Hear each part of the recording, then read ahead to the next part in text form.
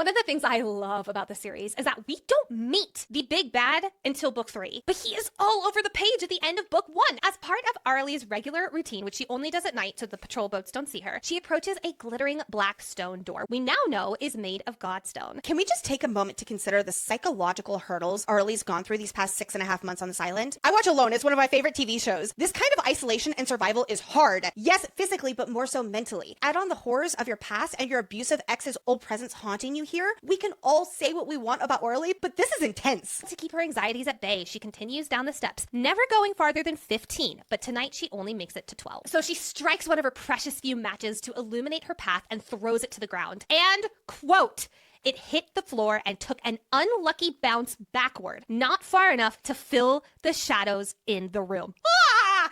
The scariest thing about all of this is that he actually is there this whole time. He must be lurking in the shadows, purposefully not answering her. I have goosebumps. I'm not the good kind.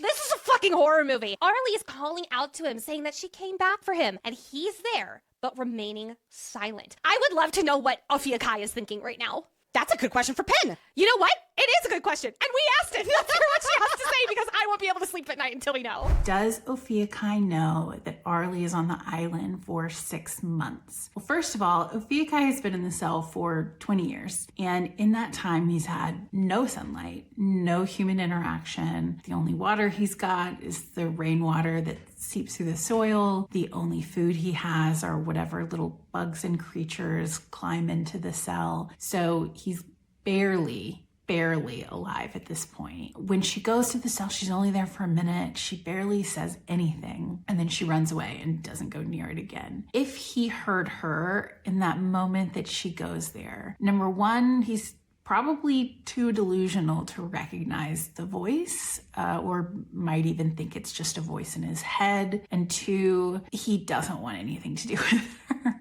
I'm sure he's terrified that she has come back to finish the job that she started. So I think he probably isn't even sure himself if the voice he heard was her or just his own hallucinations. And if he did know that it was her, you know, he doesn't want anything to do with her at that point.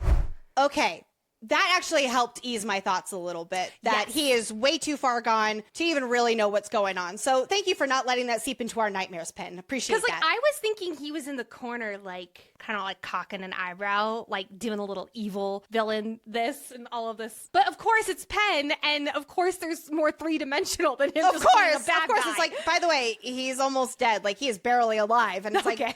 oh yeah.